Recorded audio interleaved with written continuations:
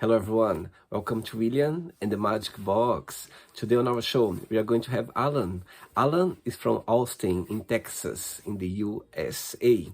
So let's see what Alan has to say. Enjoy the interview. Hello, Alan. Hello, can you hear me? Yes, I can. How are you? I'm good. How are you? I'm very well. Thanks so much for taking the time today for the interview. Thank you. Yeah, this is kind of cool. So tell me, how's your day been so far? It has been crazy, but in a good way.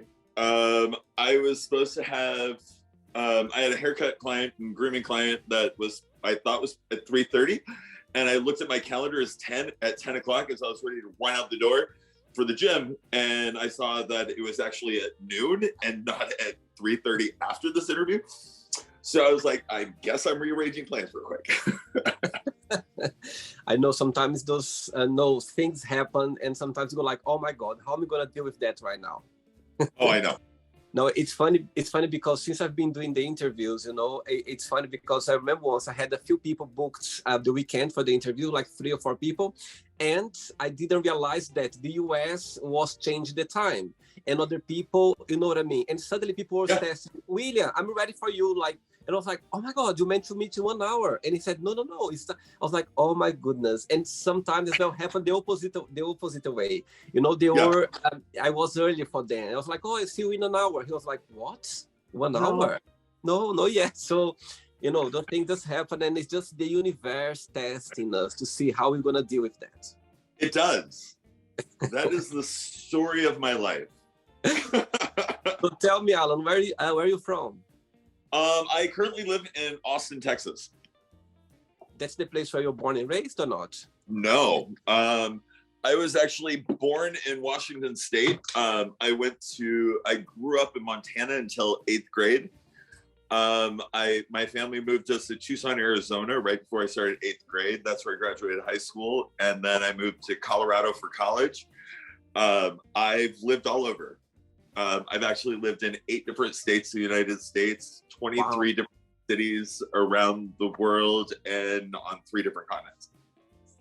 Wow. And why is that? Why that's an adventure in your life? Is something that happened naturally, or because of family situations? Or I think it's something, there's the family situation, but we moved away from Montana when I was 13, right before turning 13, which is such a pivotal time in a kid's life. So my only home that I knew it was Montana, where I grew up. Right. When we moved to Arizona, the first year was in a rental house.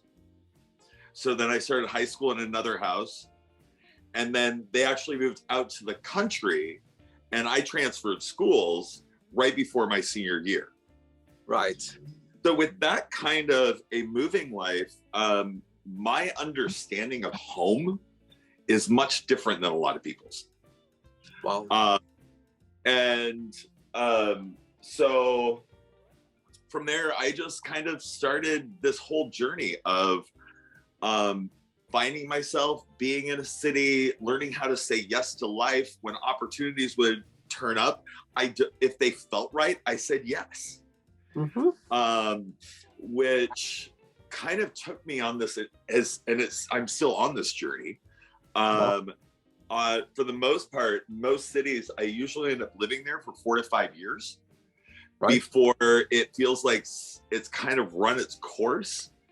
And then I move on to a new adventure and a new life. Wow. And so, yeah, so here I am. Amazing. And why Austin in Texas? I lived in Austin 10 years ago. Mm-hmm. I had just gotten done traveling the US and Europe for 9 months. I was in Rome filming a movie for a month, and then ended up living in Paris for 2 months. I did a road, literally it started off me getting rid of and selling everything I owned in Los Angeles. Wow. I was actually in Long Beach at the time. I was doing massage and healing work and meditation workshops, and took 8 weeks and drove from LA around the entire southern coast of the United States, all the way back up the East Coast, dropping off my car in Washington, D.C. with my sister during a family vacation, took a bus the rest of the way up to New York. But I took 8 weeks and did that road trip. And then spent 3 months in Europe. Like I said, filming a movie in Rome, living in Paris, doing workshops in Portugal, doing some of my work in London, meeting with modeling agencies and stuff like that when I was in Paris. So a lot of different stuff. And then came back to the United States and just kept traveling. Did the same road trip again, ended up making it all the way back to California, drove all the way back to Texas, and just kind of got stuck in this loop of Austin, Houston, Dallas, of seeing clients there. And all of a sudden, it was like, am I supposed to be in Texas again? And this was 10 years ago. And all of a sudden, I had the idea of moving to Austin, and literally, I walked in an apartment on Monday, and I was like, I've seen this apartment. By Wednesday, I got keys, and by Thursday, it was completely decorated and set up, and it was the first time I had a home in a year. Wow. So I was only there for a few months, and I was introduced to the man who is going to be my husband, who lived in Indianapolis. So I was only in Austin total of about 6 months. And then I went to Indianapolis to be with him. And then we moved to Seattle together. What a joy. And that was 10 years ago. We were in, I was in Seattle about 8 years. And it's kind of the city I became broken in. Mm-hmm. And in last January, for my 45th, not this past one, but the year before, 2022, I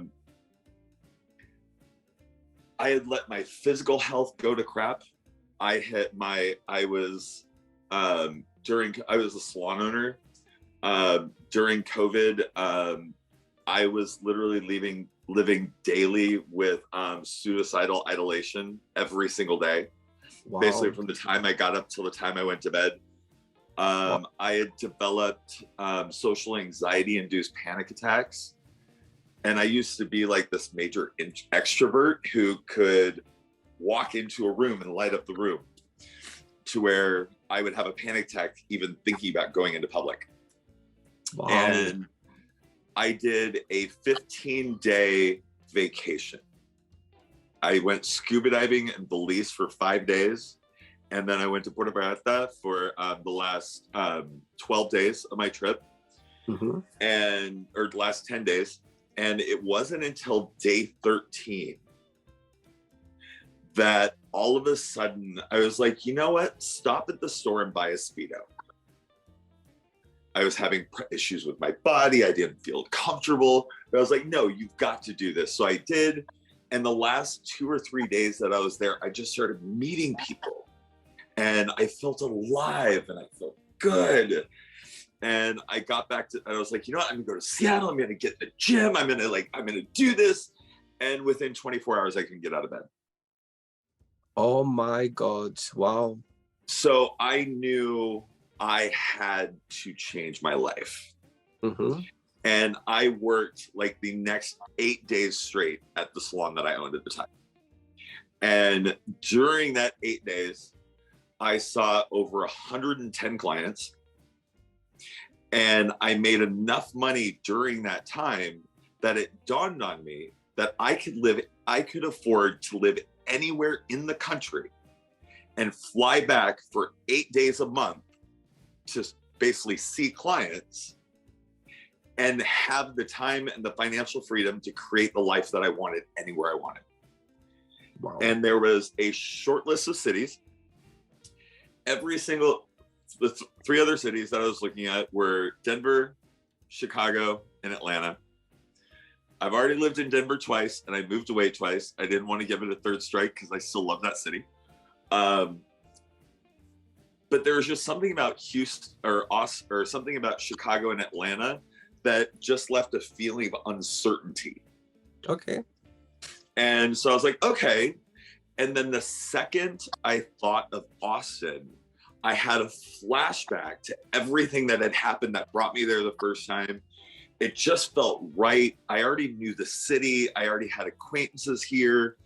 I had to be someplace with more sun because I couldn't handle not living in the sun in Seattle. And the funny thing is, I got here on June 25th of last year. And on July 1st, I moved into the same apartment complex that I was living in 10 years ago. Wow. The same layout and same square footage of apartment, only in a nicer part of the apartment complex for $100 more than I was paying 10 years ago. Oh my God. You meant to be there for some reason. Yeah. So I kind of see Austin is this city that I come to find myself.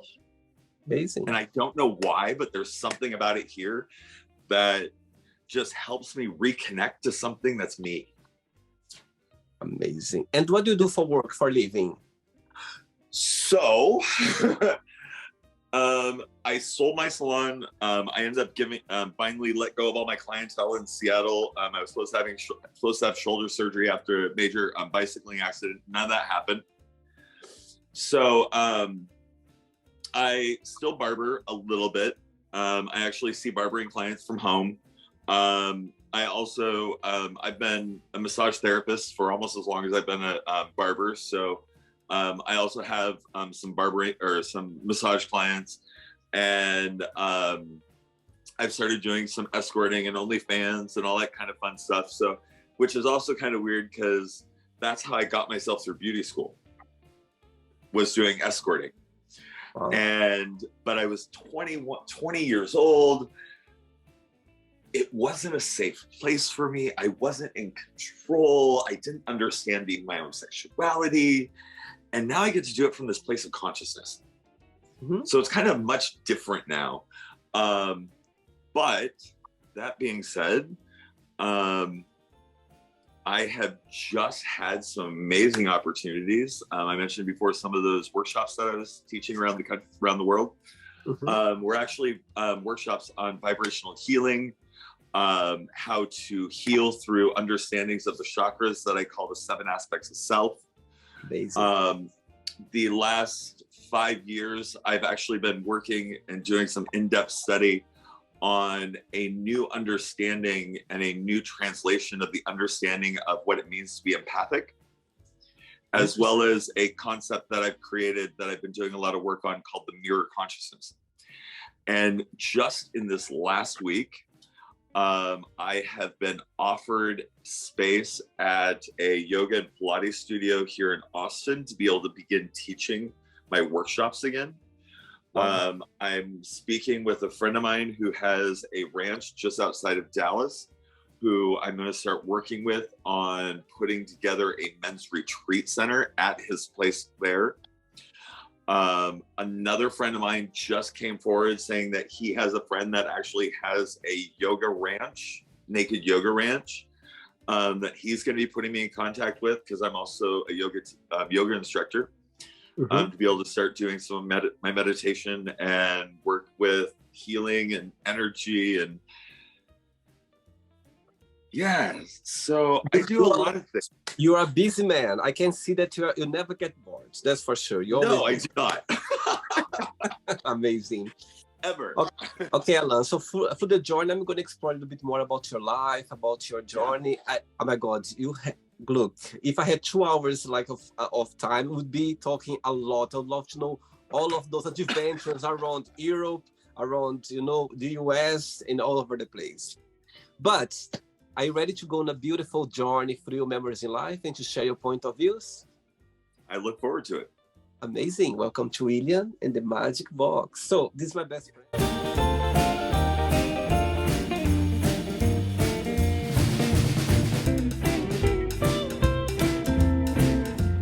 Okay, full of random questions.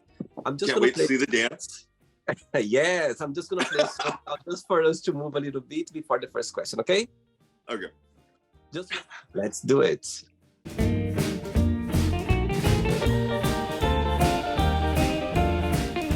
Okay, Alan, before we start the game, during the journey, if it comes up a question that you don't want to talk about for some reason, you don't want to answer, always can change, okay? Yeah. Do something in my eyes here. I think it's cool. Yeah. Right. First question for you is... It was magic dust. Huh? It was magic dust from your box. Yes. First question is, what bores you? What bores me? That's a good one.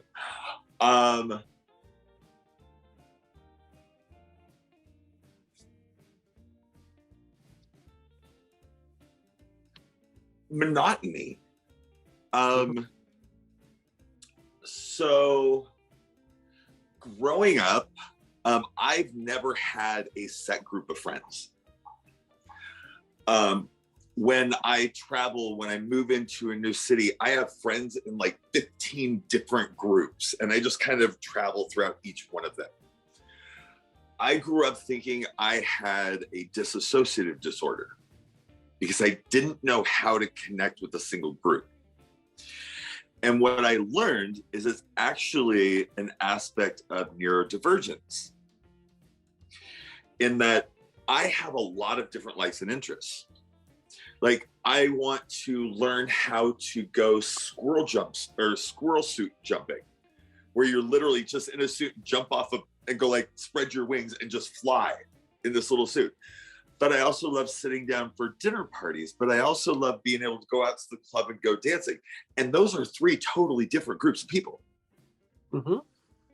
So why would I settle for just having a group of friends in one area?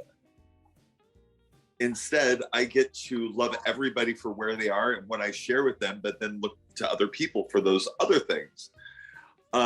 I get bored when I fall into a routine where every day is the same thing, where every weekend it's going to the same places with the same people doing the same thing. That to me is my definition of hell. What's your star sign? I am a Capricorn. Capricorn, interesting. Wow, December, January? January. I see. My sister Capricorn, my sister. Yeah. But my rising sign is in Aries and my moon is in Libra. Oh, wow. So I have studied the zodiac somewhat.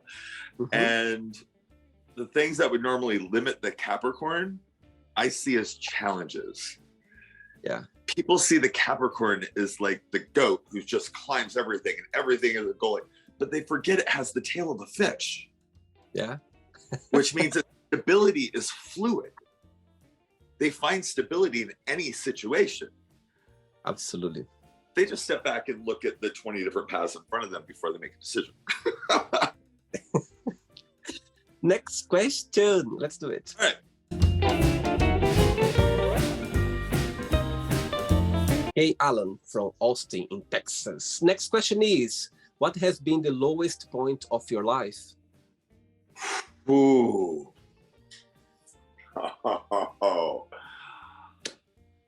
Oh, we're going to get real. Let's get real. We're going to get real on this one. I'm just going to take my glasses because I'll probably end up crying. We're going to be real. I was 20, well, it started at 23 years old. I had hit all of my 15-year career goals in doing hair in the first year and a half out of beauty school. Wow. I had this beautiful 2-bedroom apartment that from the windows, floor to ceiling windows from my bedroom, you could see like Denver. And I had a partner who was older than I am, who had actually moved into my apartment. And something was telling me I didn't have all of the information of what his truth was, specifically around some health things. So we had finished having intercourse and he went to the bathroom. And about the same time, he told me that there was blood, I found blood on the end of my penis, and a voice in the back of my head telling me I now had HIV at 23 years old. 6 months later, I got that positive test result. But during that time, I had lived my entire life so afraid of being or doing anything I wasn't supposed to be or do, that I wouldn't even go on a date with somebody if I found out they smoked pot. So I started saying yes to everything, which included many different drugs. Mm-hmm. I ended up walking away from my career, moving to Dallas. I ended up becoming a drug dealer. My entire life was in the clubs, eventually led to crystal meth, which eventually led to shooting up. And it got to the point that in 2004, I had my first AIDS diagnosis. I couldn't quit the drugs because it was the only place I felt alive. Then fast forward, they couldn't get me to undetectable, so I actually had to figure out how to move to another state to not die. Mm-hmm. And I moved back to Colorado, and during that time, my addiction kicked back in.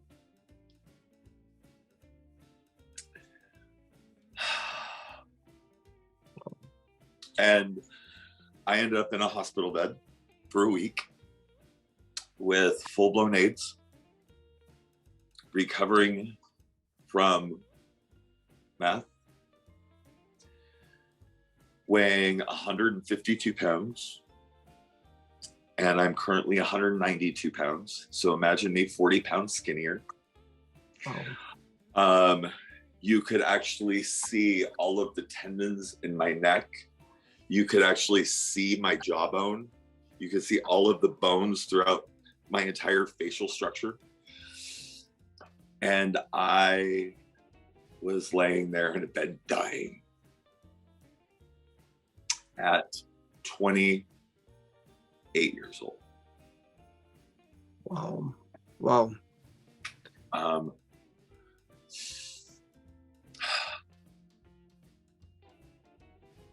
I lost my job because I couldn't work a shift.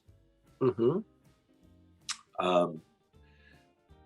And I remember I didn't have the money for food, and I finally went to a food shelter, and I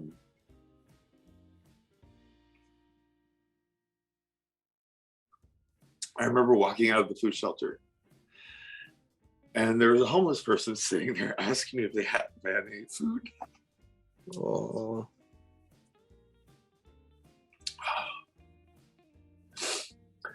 So I turned and gave them everything I had just gotten from the food bank. Wow. Because I was a 28-year-old white male. And there was, even though I had full-blown AIDS, and there was no reason I couldn't have a job. Mm-hmm. So I was aware of what that privilege was at a very young age, way before it was ever called privilege, way before it was ever any of those things.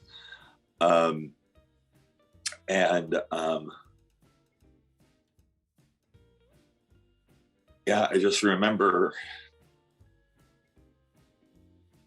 that moment of not knowing how I was going to live, how I was going to eat. Mm-hmm. But that knowing that I was where I was because of the decisions that I made, and it was up to me to figure it out.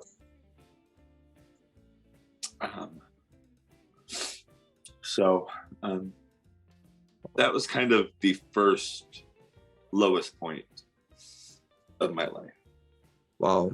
Thanks for sharing, Alan. And, sorry to make it get emotional, but I think it's, you never know, talk about the things, we never know who's watching the interview right now. And people appreciate, because maybe they maybe they are, got goosebumps now. Maybe they are facing this challenge or they don't know a way out.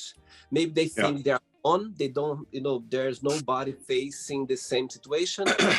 Sometimes just hear someone talking so open and so emotional and so genuine about it, they feel comfort somehow. So I think it's, you know what I mean? Thanks so much for being honest and sharing, you know what I mean? And again, I think those things in life, talking about, it's about healing and helping as well. That's what I believe. Oh, yeah. Yeah. We live in a world today that, the generations today only know HIV as prevention with a little pill. But most of the people in the major cities that have access to that pill don't realize that people around the world and people in this very country still believe that HIV is a death sentence. Yeah. And for many of them, it is. Not only because of the health implications, but because of the rates of suicide, depression, everything else that come along with it. Because the privilege that gives these people that access to that pill is one of the worst privileges out there, because it creates a new stigma that is just like the stigma of 30 years ago, that if you get HIV, it's because it's your fault. Yeah. And it's... Anyway, again, talking about it, sharing, it's always a good thing and makes people think, and you never know where this review can go, you know what I mean? And people, they might think a little bit about it, you know what I mean? Yeah. And another little bit more. Yeah. To see a beautiful man talking so open now back. That's the best part of it. It's fun. It's crazy. It's why I do a lot of the work that I do. Yeah, absolutely. And I think it's easy to say that, but I believe that everything in life counts somehow, you know what I mean? But just us understand that the journey we are facing, you know what I mean? Everyone with their own journey, they understand when they are out of it, you know what I mean? So that's what I believe as well. Next question. Let's do it. All right. Are we dancing? Hey, next question for you is, if you could have dinner with anyone, living or not, who that would be and why? Oh, if I could have dinner with anyone I wanted.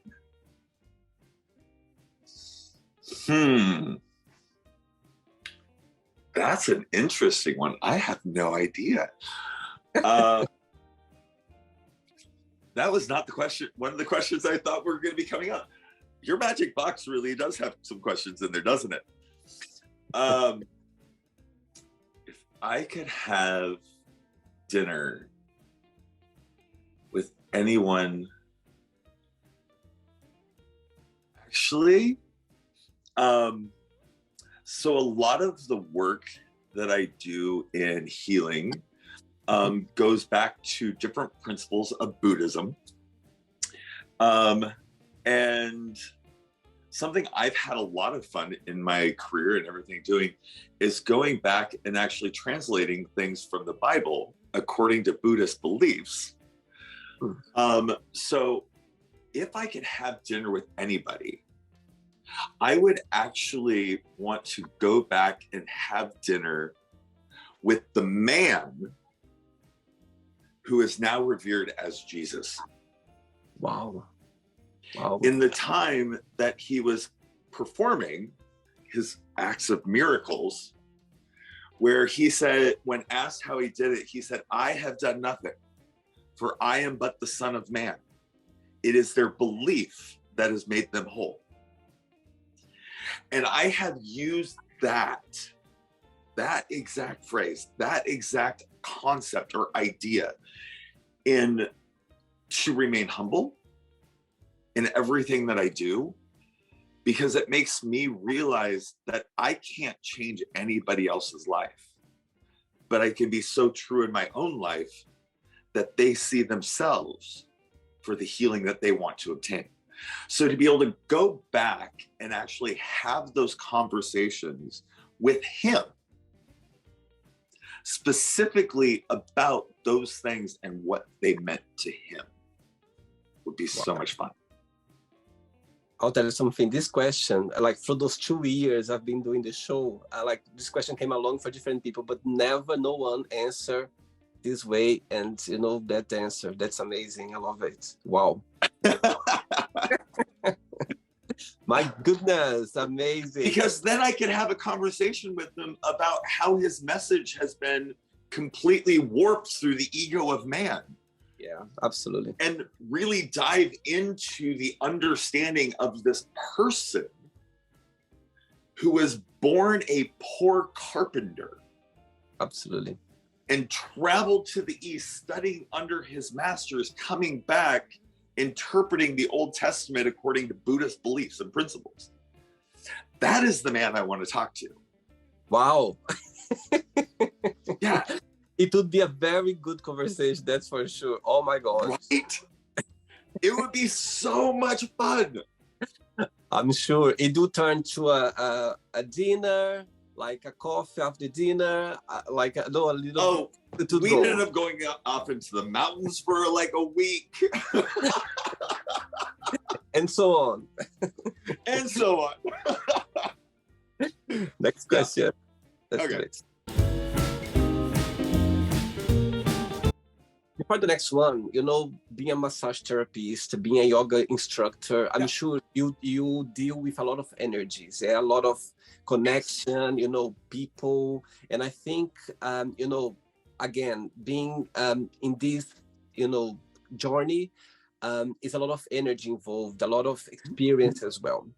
Briefly, tell me for me, like through your career, your journey, tell me briefly a situation that gave an impact in your life, like through your job, you know, connect with someone or experience or feedback with your client, something that you go like, you know what, that was something special.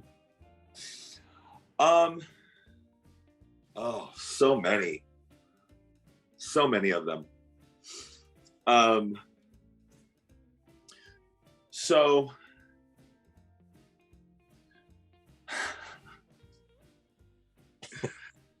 it's hard to say like one particular example. Actually, no. It was the first time it wasn't necessarily with a client. It was with this man who actually ran an ashram in India. And I'd been staying with this family in Bangalore.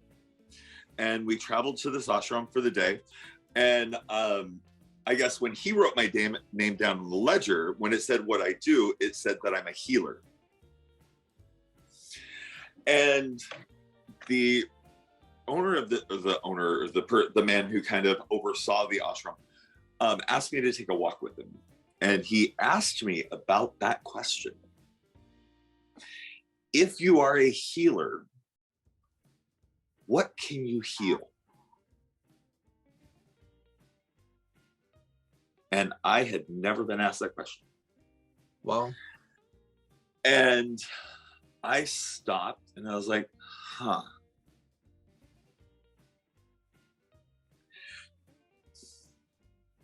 And the first thing I said was nothing.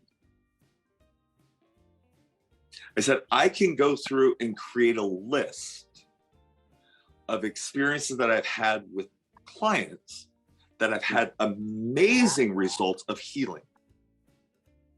A client who came in to see me and he had frozen shoulder. That's where all the fluid and everything locks up in the shoulder and you can't move it. He had been going to physical therapy for 1.5 years. He'd had cortisone shots and nothing had worked. So I discussed the work that I was doing. I discussed the work that we were going to do. And I got completely done, explained everything as I understood it, as it was coming through him or for me, like for him, through me, for me, because there was nothing that ever came through for a client that wasn't also for me. And he asked, he was like, well, how many sessions will it take for this to be gone? And I was like, well, how many sessions do you think it will? If you think it's going to take 5 sessions a week for the next 4 weeks, then let's put those on the books. I said, but your energetic alignment is already aligned.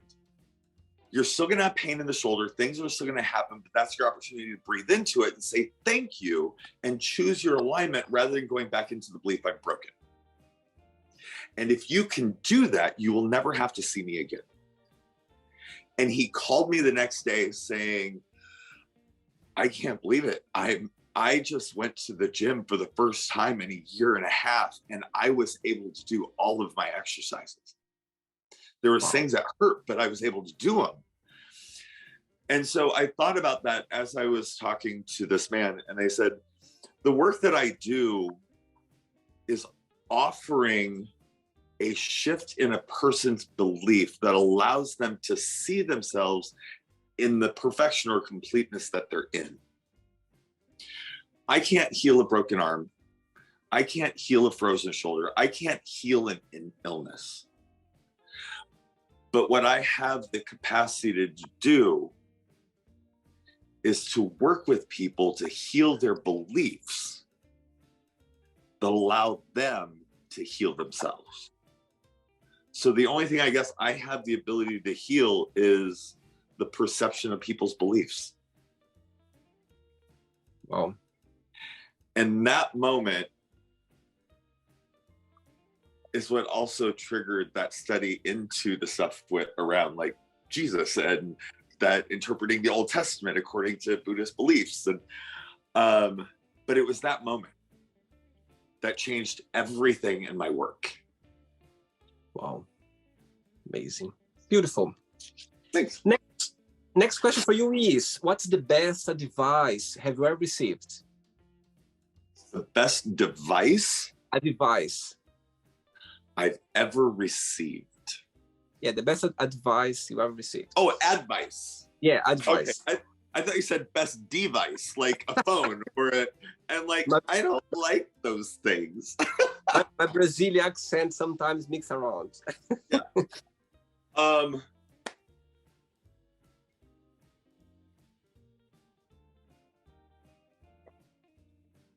The best advice I ever had was the first time I was ever told it has nothing to do with you. Interesting. Yeah. When something happens and it happens around us, it's happening for us. It's not happening to us. Totally. But we want to make it all about us. Automatically, isn't it? It's automatically already in our... Yeah. So the best advice I ever had was quit making it about you. Wow. Very good. Yeah. Right. I could go another hour with you, but I have 2 questions left. All right, 2. All right.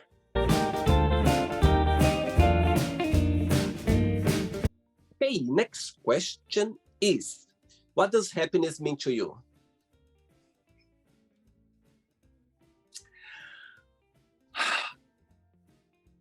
Happiness for me is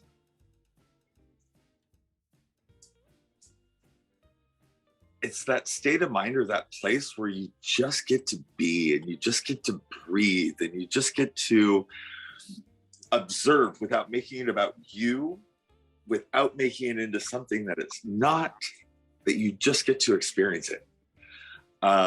And be completely unaffected in any kind of way except for just that space of, like, to me, that's pure that's pure joy for me. Do you think happiness is a choice? Yeah, it is. How? Because we can choose that at any time when we don't make it about us. Very good. Ready for the last one? All right. Let's do it. Last question.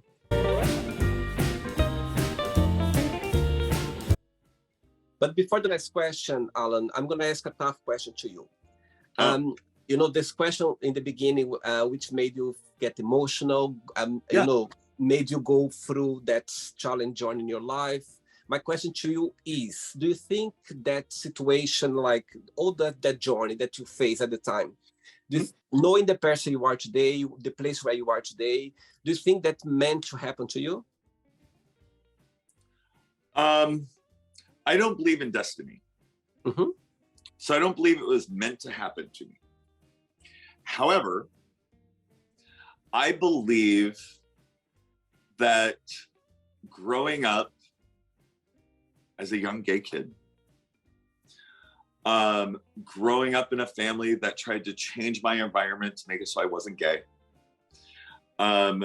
growing up trying to be that perfect, whatever, that's the perfect kid, the perfect male, the perfect this. I was afraid to live.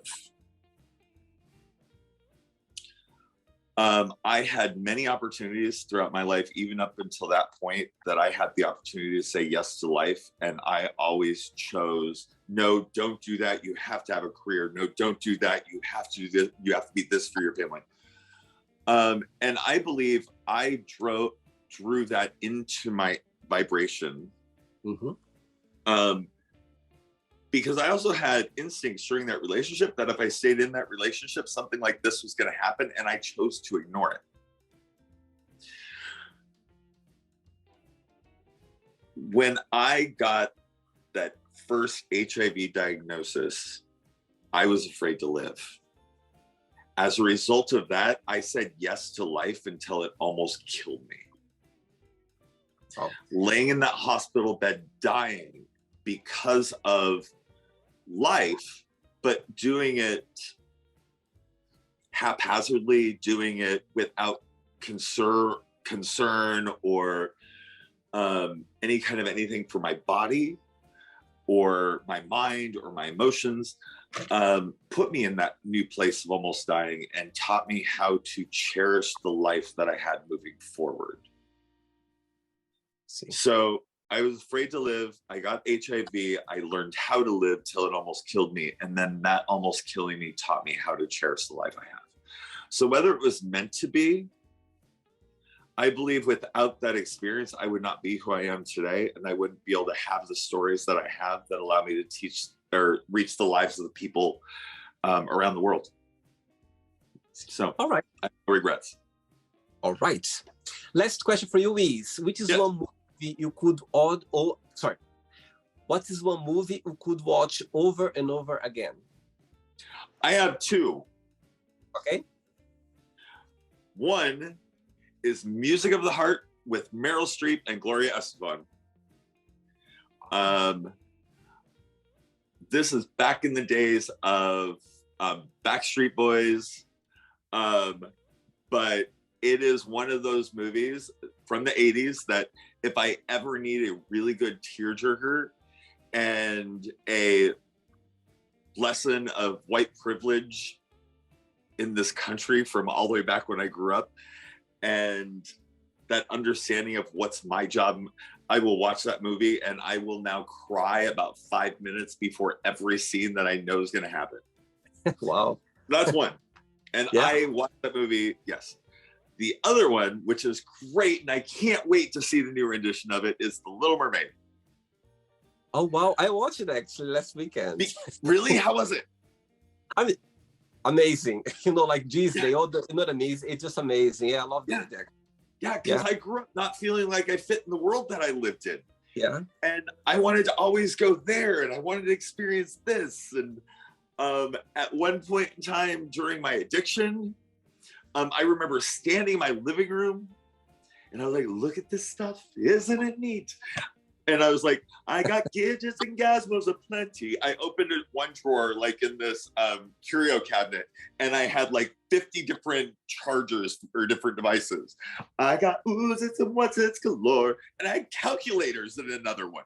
I have no idea. I had the world of an addict. It didn't matter. And then I'd be sitting there and I was like, I want to go out into the world, out where the sun, and dance in the street, but I can't. I'm addicted. I only go out at night. And so the story of The Little Mermaid, as it can pertain to so many of our lives, where we're held back by this world that we grew up in, this world of where everybody believes we have a role to play.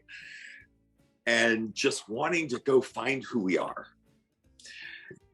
And so that is like one of my favorite musicals and favorite movies of all times. So, and you didn't mention in the beginning of the interview that you can sing as well. You're a singer. You didn't mention that. Oh, I've done a little bit of everything. Good, very good. Good for you, very good. Right, it's not the end yet. Let's play now the word association game, okay? I'm going to give away some words. Just tell one word that comes to your mind. Quick thinking, okay? So, I hope you are enjoying the interview. Before we do the word association game, don't forget to give a like, don't forget to share this video, and also don't forget to subscribe to our channel. Just click on the button right there. Thank you so much and enjoy the word association game. One word for life.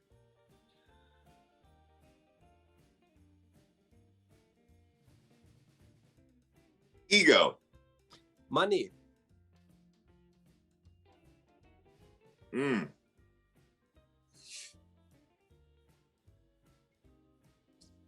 Struggle. Love.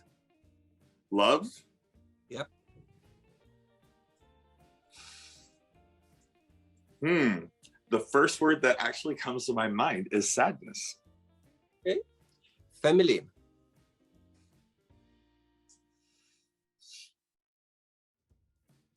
Community. Sex. Fun.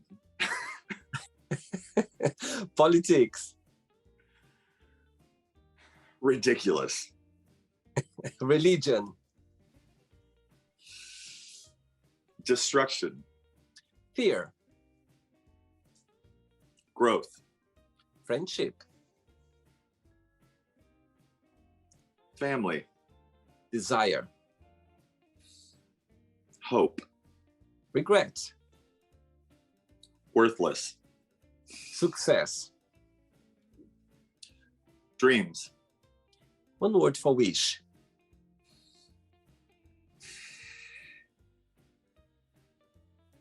A word for wish.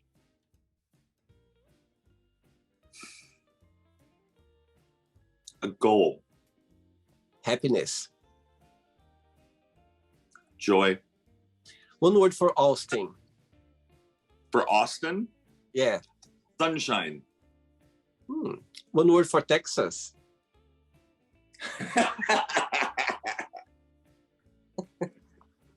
Oh, barbecue.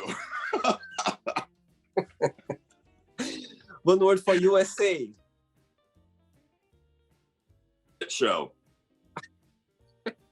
Can I say that?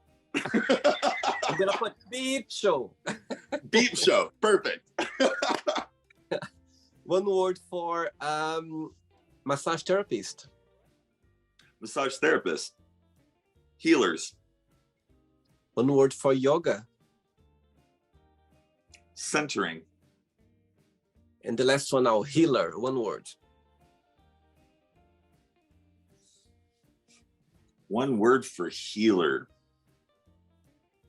I have so many things that run through my mind at the same time. I can see it like this. I know, it's like one word for healer. Self. Amazing. Let's pretend now I'm going to meet your best friend for a coffee and I'm going to ask your best friends. Define Alan in one positive word and one negative word only. What your best friend would say?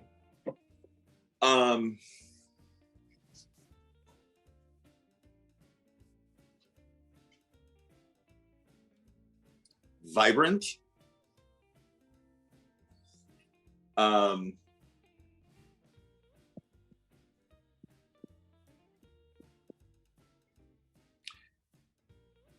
I would say intense,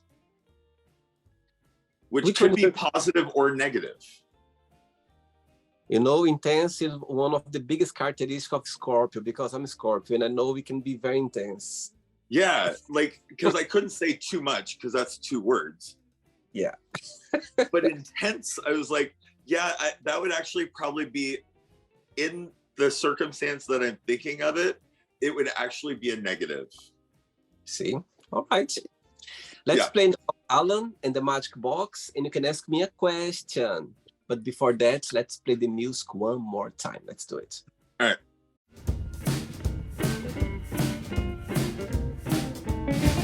Okay, Alan, just briefly before you ask me the question, when you mentioned that you were in Italy, in Rome, for a month, like filming, it was acting or it was something for adult content? Yes, I was acting. Well, okay. You can ask me a question now. Okay. So you've been doing the show for a while. Yeah. You have had experiences with people from around the world, obviously. Yeah.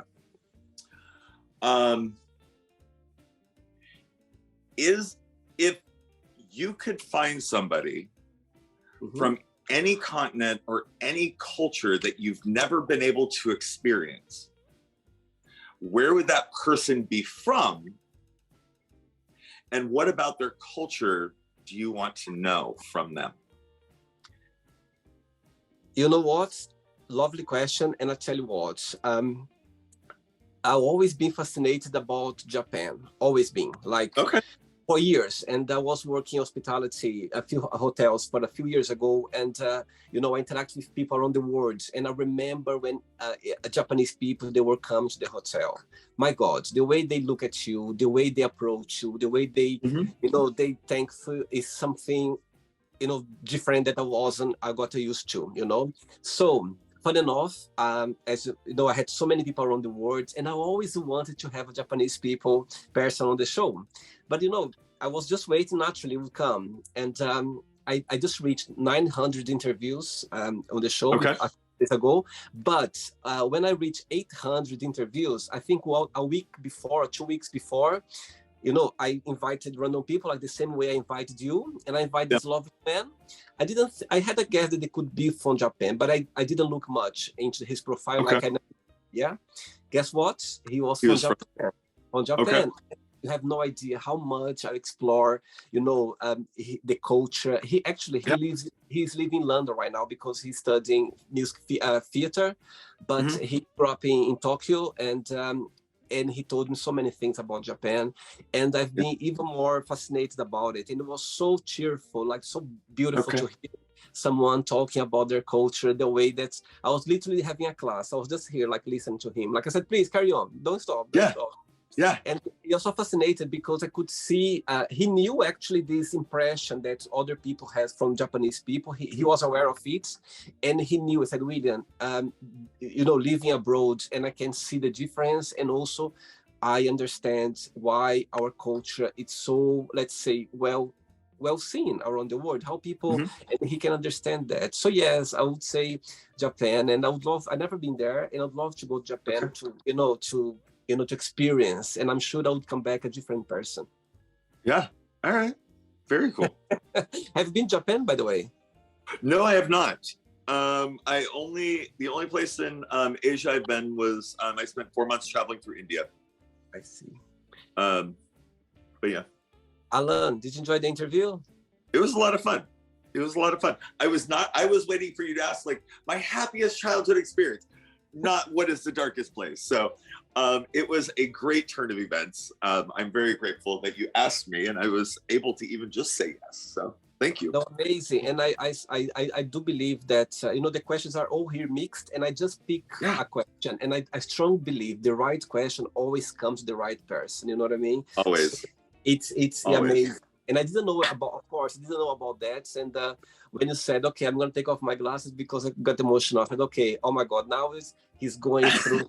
And I love that. I loved it because you're being genuine. And again, you know, you never know, you know, people watch the interview, how much we can help people talking about our story. So I think it's amazing. Thanks so much for being open. I know it's not easy to talk about because you go through that. It's like living again.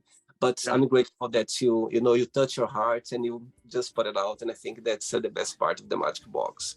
Before you go, if you can share a positive message or anything that you live by.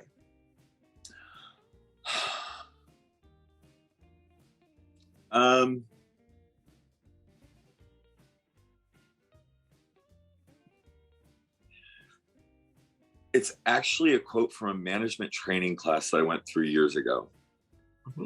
And it's I mean, in the business, it's the most important moment of every day is the moment that I invest in people, because people that feel good about themselves produce good results. People that produce good results feel good about themselves. Wow. Don't worry about the results. Worry about what you put into the world and the positive way that you have the effect the people around you, and through that you will change the world. Wow, beautiful one. I love that. I actually never heard that. I never listened to that before, and it's so true. Amazing. Yeah. In business, we want to focus on the results. We want to focus on but if we just focus on the people, and make them happy and do good things for them, they're going to produce exactly what you want them to produce without having to worry about it. Absolutely. So yeah. Thank you so much, and keep in touch. It was a pleasure. Thank you. Of course. All right, take care. Bye. Take care. Bye. So, did you like the show? Don't forget to give a like, to share it, and also don't forget to subscribe to the channel.